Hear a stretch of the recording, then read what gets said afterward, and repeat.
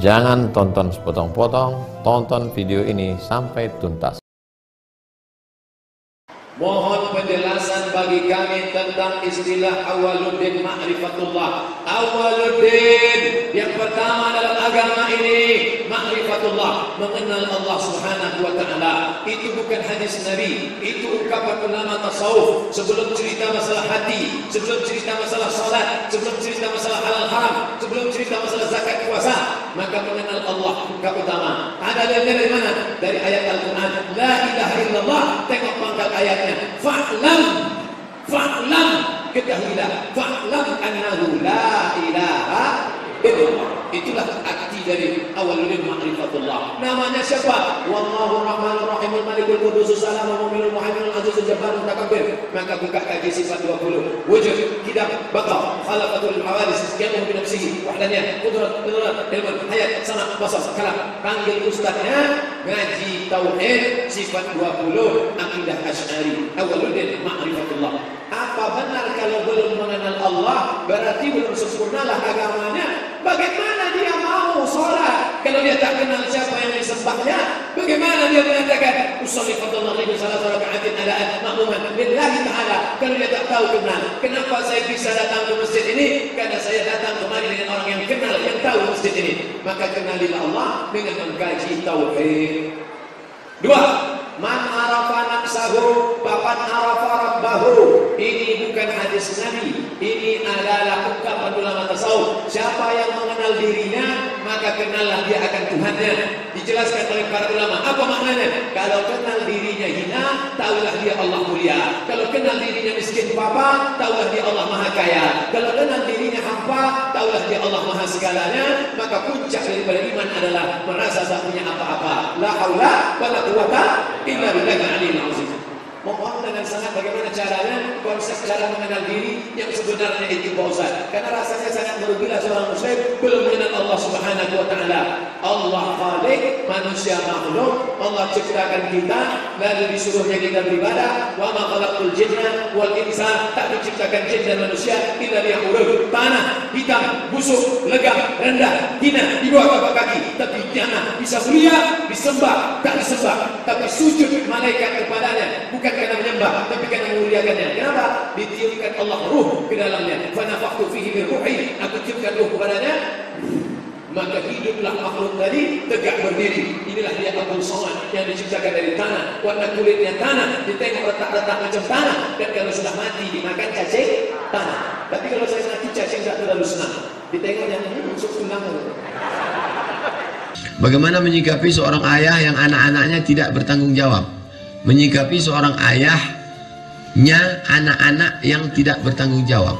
Ayah tidak bertanggung jawab, maka di akhirat akan dituntut karena dia zalim. Ittaquz zulma, takutlah kamu perbuatan zalim. Fa inna zulma zulumatun yaumal qiyamah. Perbuatan zalim akan jadi kegelapan pada hari kiamat. Adapun anak-anak yang tidak bertanggung jawab pada orang tua. Ustaz, ya, emak kami sudah meninggal, terus ayah kami tidak kami kasih nikah.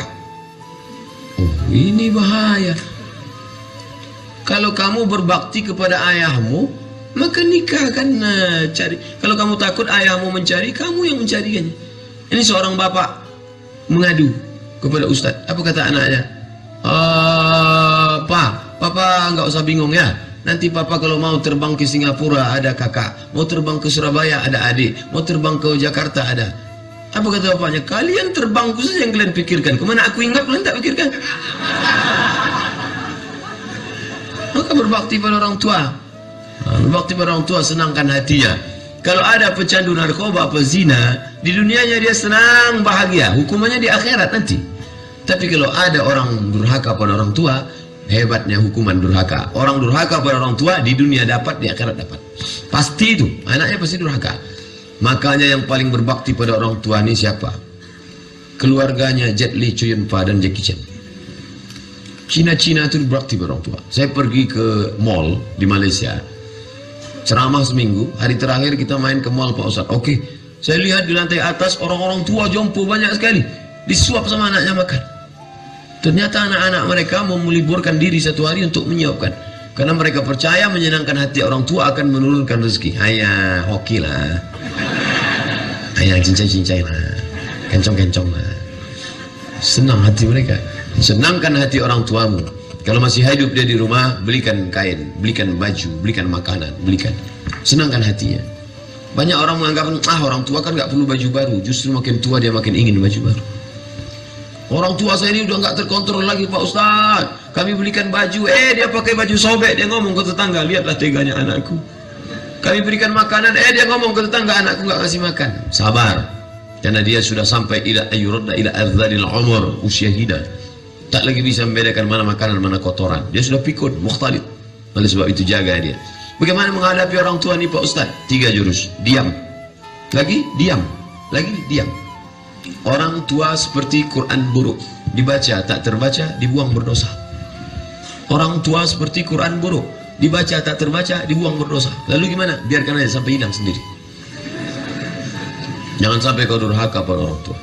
Ustaz enak aja ngomong. Memangnya Ustaz nggak punya orang tua? Orang tua saya ada. Umurnya 70 tahun. Mak saya. Dia tak pernah manggil saya Ustaz. Mat.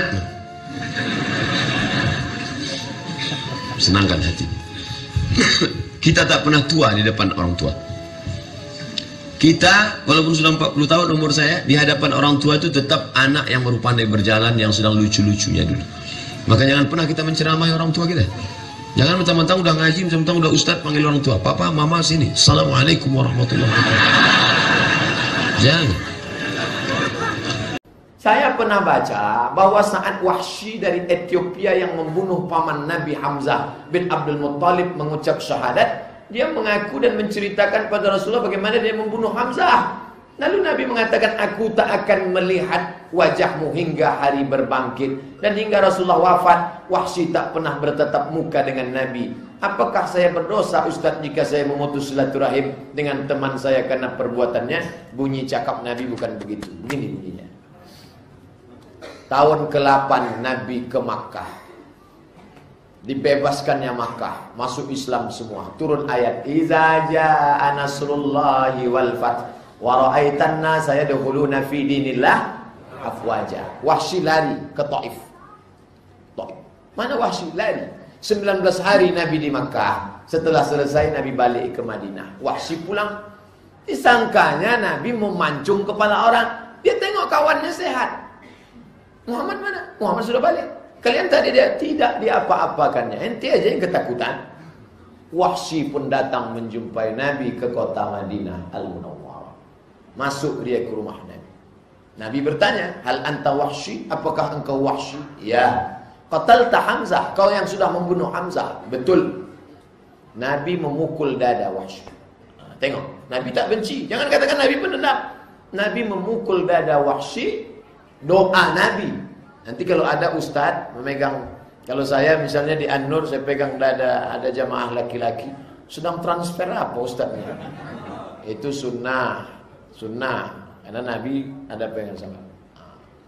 Mendoakan semoga Allah memberikan hidayah. Dan memang Wahsy Masya Allah, dialah yang membunuh Nabi palsu Musailamah Al-Kadzab. Itu Wahsy. Tanganku bergelimang dosa karena membunuh orang paling baik Hamzah, tapi pernah membunuh orang paling jahat Musailamah Al-Kadzab. Lalu apa kata Nabi? Hal istata'ta an tughayyiba wajhaka anni? Itu kata Nabi. Apakah bisa kau sembunyikan wajahmu dariku? Bukan Nabi benci pada dia, karena kalau nampaknya wajah Wahsy, ingat dia Hamzah. Itu. Dia tak benci.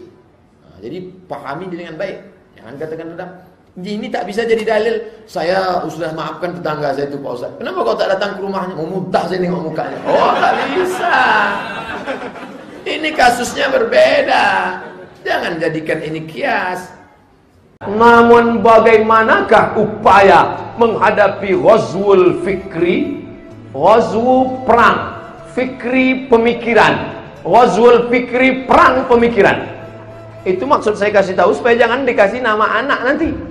Lahir anak, oh kemarin ada ustaz ceramah, bagus kalimatnya. Apa? Ghazwul fikri. Ghazwul fikri artinya perang pemikiran.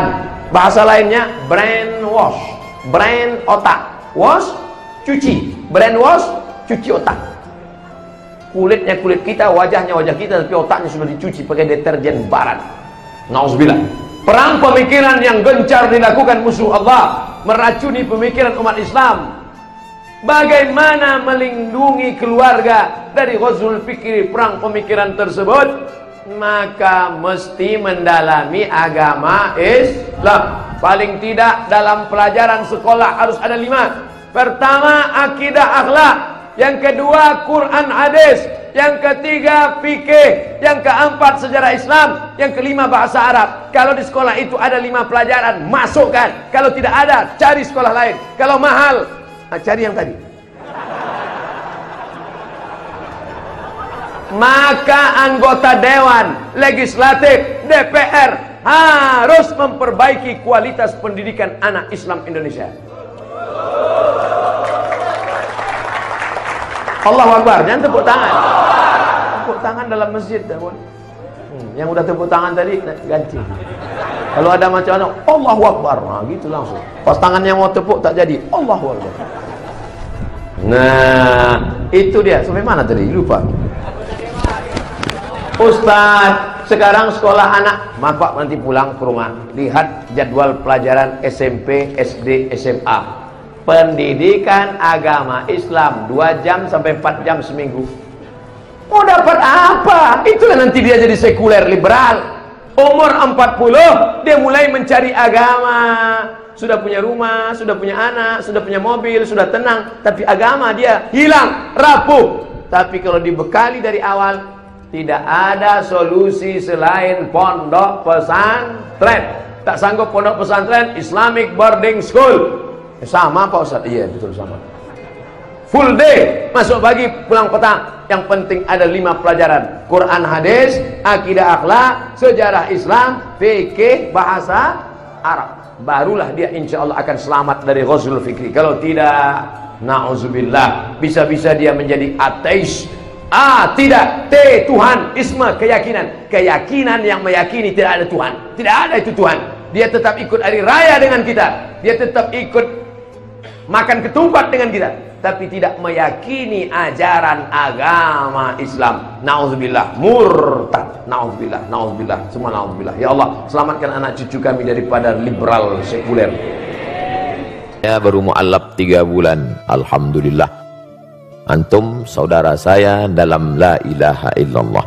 Saudara kandung pun, orang tua kandung pun belum tentu bisa menolong, tapi saudara saya bisa menolong. Sekarang nggak tinggal dengan orang tua karena pastinya nggak setuju. Di rumah sholat nggak bisa, ngaji nggak bisa, tinggal di luar ngekos. Apakah ini bisa dibilang durhaka Pak Ustadz? Supaya bisa ngaji, sholat dan lain-lain saya harus tinggal di luar.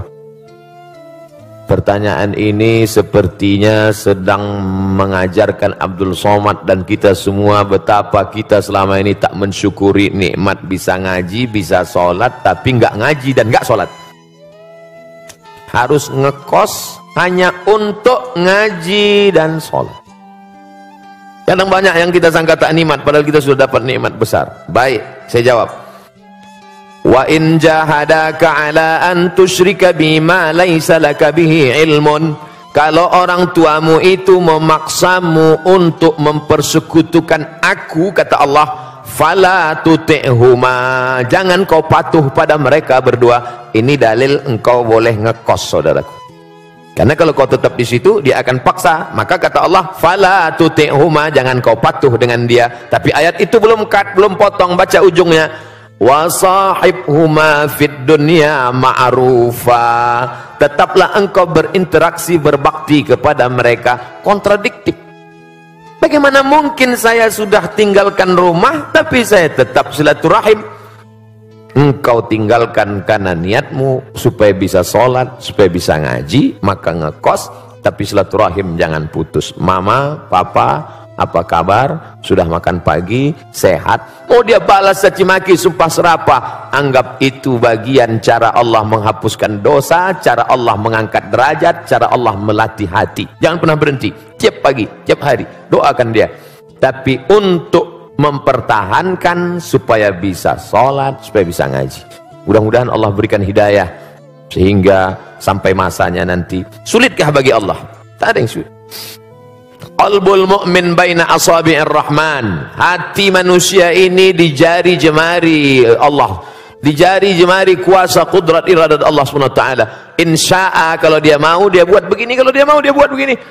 Lalu kenapa tidak dia kasih saja hidayah semua Pak Ustaz? Kalau semua dia kasih hidayah, lalu kita dapat apa? Ayyahdiyallahu bika rajulan wahidan. Satu orang dapat hidayah karena mulutmu, karena SMS-mu, karena share-mu, karena statusmu, khairum min humurin na'am.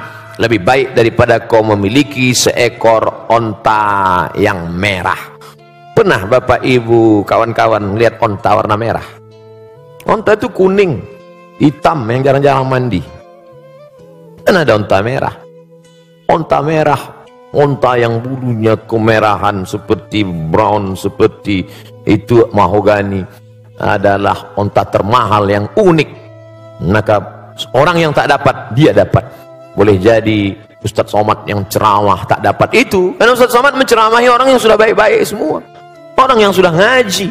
Setelah yang sudah hijrah, sudah ngaji, kumpul, barulah datang Abdul Somad, assalamualaikum warahmatullahi.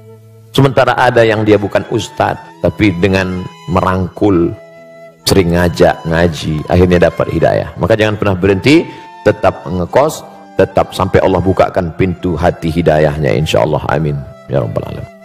Apa yang dimaksud punuk unta? Sebuah hadis yang diutarakan untuk wanita. Punuk unta salah satu sampel contoh, tapi banyak hadis lain substansi maknanya adalah, saya sebutkan satu ayat Quran bahkan, la yadribna bi arjulihidna, janganlah memukul kaki ke lantai. Dipakai gelang kaki bergemerincing, yadribna bi arjulihidna, dipukulkan kaki ke lantai waktu jalan, kerincing kerincing kerincing kerincing kerincing. Satu. Dua, la tabarrujna tabarrujal jahiliyatil ula, jangan bersolek-solek jahiliyah. Tiga, jangan memakai seperti punuk unta naik ke atas. Dari tiga sampel contoh ini makna substansinya adalah norak, berlebihan, lebih dari normal, abnormal, supaya diperhatikan orang. Adapun sekedar mengikat rambut, kebetulan rambut dia panjang, maka diikatnya pakai karet gula, diikatnya. Lalu kemudian ketika dia pakai jilbab agak menonjol sedikit, ya nggak apa-apa. Tapi sengaja dipakai tinggi ke atas supaya ketika dia lewat semua wow. Jadi jangan ditangkap sampelnya, tapi yang diambil adalah substansinya. Karena sekarang banyak orang perempuan tidak seperti punuk onta, tapi noraknya lebih daripada punuk onta. Pahami ini dengan baik. Tentang masalah gemerincing di lantai tidak ada lagi, tentang soleh jahiliyah tidak lagi, tentang punuk onta tidak. Dia selamat dari tiga kasus contoh, tapi substansi noraknya masih bertahan, maka hukumnya dia tetap kena. Intinya wajar-wajar saja. Kau diperhatikan orang bukan norakmu, tapi karena prestasimu. Kau diperhatikan orang bukan karena make upmu, tapi karena cahaya bekas wudukmu, karena tahajudmu memancar. Ini kan ingin mencari hati orang supaya suka. Padahal hati orang itu punya Allah. Kalau Allah sudah menanamkan cinta ke dalam hatimu, maka hati-hati hamba itu pun ikut cinta kepada engkau. Oleh sebab itu maka raihlah cinta Allah dengan tahajud, raihlah cinta Allah dengan baca Quran dan zikir, bukan dengan yang semu, bukan dengan yang hilang. Karena kita akan capek melelahkan diri sendiri hanya dengan kepalsuan-kepalsuan. Kenapa dia bercahaya wajahnya? Bekas wudhu, Masya Allah. Emang saya tayamum? Artinya kita tetap beramal, berdoa, biarlah orang suka, karena Allah menanamkan suka itu bukan karena dibuat-buat. Karena sesuatu yang dibuat-buat kita akan lelah, capek sendiri. Normal saja, apa adanya. Bagaimana caranya agar kita ikhlas dan kuat ketika kita ditinggalkan oleh kedua orang tua kita menghadap Sang Ilahi? Ketika meninggal Nabi Muhammad sallallahu alaihi wasallam, respon sahabat macam-macam. Umar mencabut pedang, man qala inna Muhammadan qad mata fa atrib unuqahu. Siapa yang mengatakan Muhammad sudah mati, ku pancung kepalanya. Siapa yang berani mengatakan Muhammad mati, ku pancung kepalanya. Akhirnya datang Abu Bakar Siddiq membacakan ayat, wa ma Muhammadun illa rasul. Muhammad bukan Tuhan, dia hanya seorang rasul. Qad khalat min qablihi rusul. Sebelumnya sudah ada rasul-rasul tapi meninggal dunia. Afa immata, kalau dia meninggal, au qutila, atau dibunuh orang, inqalabtum ala aqabikum, apakah kamu akan berbalik kepada agama kamu yang lama? Wa may yanqalib ala aqibaihi, siapa yang murtad meninggalkan agama ini, falan yadurrallaha syai'a, Allah tidak rugi walau sedikit pun. Wa sayajzillahu syakirin, Allah tetap akan memberikan balasan pada orang yang bersyukur. Jatuh pedang Umar bin Khattab. Orang setingkat Umar saja pun tetap bisa lupa ayat. Hari ini Abdul Somad yang menasihati, sabar ya, sabar ya. Tapi ketika musibah itu datang, as-sabru inda sadmatil ula, sabar itu datang pada pukulan yang pertama. Maka balikkan pada Allah. Ini ujian. Sabar. Ayah kita meninggal, ibu kita meninggal. Sabar. Memang berat. Terasa lembut lunak tanah itu dipijak. Terasa gempa bumi.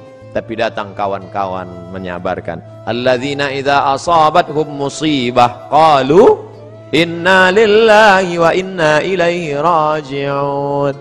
Ini bukan punya kita, ini punya Allah. Allah ambil, dia lebih sayang. Allah hanya ingin melihat kau sabar. Nabi Muhammad anak yatim, Imam Syafi'i anak yatim, ulama-ulama kita anak yatim. Jangan sedih menjadi yatim, karena Allah ingin memuliakanmu. Kamu sama dengan Nabi Muhammad SAW. Fa'amal yatima fala taqhar, jangan kau hardik. Nah, jadi sabar. Makanya banyak kita lihat suami-suami yang ketika istrinya meninggal sabar dia. Tak ada menangis. Setetes pun air matanya tak ada menangis. Bapak nggak sedih Pak? Itu pinjaman dari Allah Pak Ustaz. Sampai akhirnya Allah mengambil. Apa yang mesti saya sedihkan? Ustadz nih kalau cerita selalu nggak enak aja. Oke, kita balik. Sekarang kita balik, suami yang meninggal. Ibu tuh nggak nangis. Banyak orang heran, ibu nggak nangis. Enggak Pak Ustadz. Kenapa? Udah lama aku tunggu.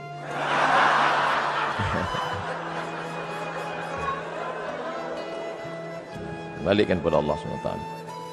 Kan ulama mengkategorikan bid'ah ada dua, bid'ah hasanah. Pertanyaannya Ustaz, kan Rasul bersabda kullu bid'atin dhalalah, kullu bid'atin dhalalah wa kullu dhalalatin finnar.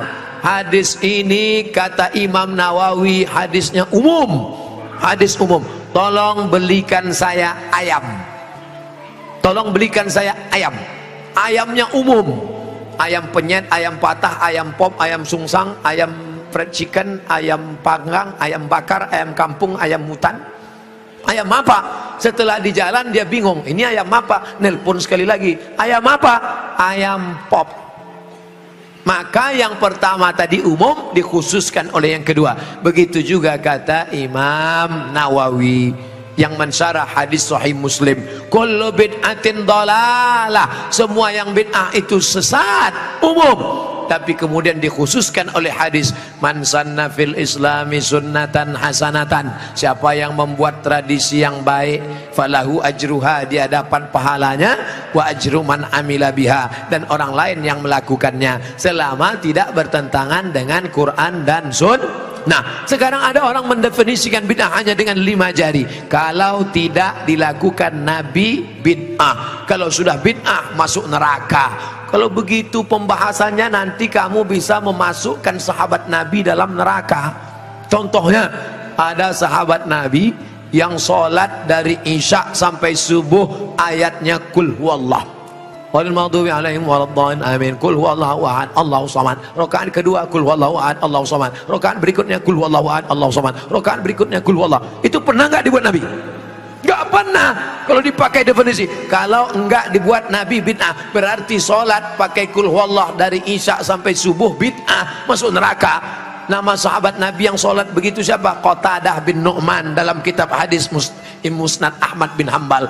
tapi perbuatan itu dibenarkan Nabi, sunnah takririyah. Oke, itu Nabi masih hidup. Bagaimana dengan Abu Hurairah? Abu Hurairah sebelum tidur malam menyimpul tali 2000 simpul tali dipakai bertasbih sebelum tidur malam. Subhanallah, subhanallah, subhanallah, subhanallah, subhanallah. Ada diajarkan Nabi, hai orang-orang beriman, sebelum kau tidur malam ambil tali jemuran, buat 2000 simpul, sebelum tidur petik 2000. Ada?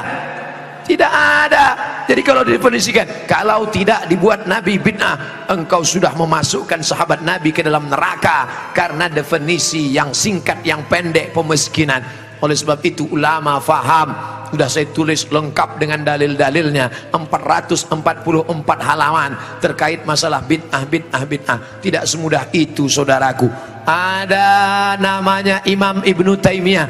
Imam Ibnu Taimiyah kalau selesai sholat subuh dia tidak keluar masjid, dia melihat ke atas membaca Al-Fatihah sampai terbit matahari. Bismillahirrahmanirrahim, alhamdulillahirabbil alamin, arrahmanirrahim, maliki yaumiddin, iyyaka na'budu wa iyyaka nasta'in, sampai terbit matahari. Itu tidak pernah dilakukan Nabi. Kalau dipakai definisi, kalau tidak dilakukan Nabi bid'ah, berarti Ibnu Taimiyah sudah membuat bid'ah karena membaca Al-Fatihah dari sejak sholat subuh sampai terbit matahari. Maka jangan katakan bid'ah kalau tidak dibuat Nabi bid'ah. Ini tidak betul. Yang betul adalah kalau tidak ada dalilnya bid'ah. Selama ada dalil hadis qauli, hadis fi'li, hadis takriri, perbuatan sahabat, qiyas, ijma', maka perbuatan itu tidak bid'ah. Apa boleh seorang anak naik haji tapi orang tuanya belum pernah pergi haji?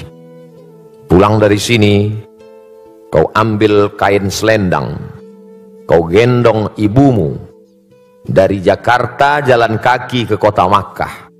Sampai di Makkah kau tawaf 7 putaran, naik ke Bukit Safa, pergi ke Marwah 7 putaran, tahallul. Maka belum dapat menebus sekali teriakannya saat melahirkan. Oleh sebab itu yang punya uang, senangkanlah hati orang tua. Buatlah ibumu seperti raja, maka rezekimu akan seperti raja-raja. Bukan hadis Nabi, saya ketemu di grup WhatsApp. Senangkan orang tua, karena setelah Allah langsung orang tua. Wa qadha rabbuka alla ta'budu illa iyyah. Allah mewajibkan engkau hanya beribadah kepada Allah. Habis Allah, wabil walidaini ihsana, berbakti kepada orang tua. Kalau masih hidup dia senangkan. Tapi saat tidak beruntung, saat sangat sayang pada ibunya tapi ibunya sudah meninggal dunia, saat datang menjumpai Nabi sallallahu alaihi wasallam, ya Rasulullah, ummi matat, makku, ibuku, ummi sudah meninggal dunia. Afa atasaddaqu anha, kalau saya bersedekah pahalanya sampai tidak ke almarhumah? Kata Nabi, tasaddaq, sedekahlah wahai Sa'ad. Ayu sadaqatu afdal, apa sedekah yang paling afdal? Kata Nabi, saqiyul ma, memberi air minum. Idzan ahfiruha. Saat itu juga, saat ngobrol dengan Nabi itu, langsung saat pergi menggali sumur, wakafkan untuk almarhumah ibunya. Sudah meninggal dunia. Maka yang masih hidup, besok hari libur, bawakan makanan kesukaannya, belikan pakaian yang paling indah, tunjukkan kertas, mama sudah kami daftarkan ONH. Alhamdulillah, tapi baru bayar DP 5%. Doakan supaya rezeki kami halal berkah. Saya sudah banyak berjalan, jauh berjalan, banyak dilihat, lama hidup banyak dirasa. Di balik kesuksesan orang-orang besar itu saya lihat, saya perhatikan, rupanya di ruang kamarnya ada gambar ibunya. Rupanya saat dia kata sambutan bercerita tentang ibunya, rata-rata kebesaran orang-orang hebat itu berawal dari doa ibu. Ayah juga luar biasa. Ummuka, ibumu. Ummuka, ibumu. Ummuka, ibumu. Saat Nabi ditanya, ayyun nas, man ahaqqun nas bi husni suhbati, siapa orang yang paling layak mendapatkan baktiku? Ummuka. Setelah itu abuka, bapakmu. Oleh sebab itu maka kalau masih hidup dia senangkan. Bisa memberangkatkan dia haji, Allah akan ganti berpuluh-puluh kali kau akan bisa ke tanah suci Makkah Al-Mukarramah insyaallah. Mudah-mudahan dengan istiqomah Allah menjaga kita semua. Pemimpin-pemimpin kita adil dan amanah. Kerukunan kita antar umat beragama, antar organisasi sosial kemasyarakatan, menjaga kerukunan kebersamaan. Allah jadikan negeri ini baldatun thayyibatun wa rabbun ghafur. Keluarga sakinah mawaddah warahmah. Ala hadhihin niyah wa kulli niyatin salihah. Al-Fatihah. A'udzu billahi minasy syaithanir rajim. Bismillahirrahmanirrahim. Alhamdulillahi rabbil alamin. Ar-Rahmanir Rahim. Maliki yaumiddin. Iyyaka na'budu wa iyyaka nasta'in. اهدنا الصراط المستقيم صراط الذين أنعمت عليهم غير المغضوب عليهم ولا الضالين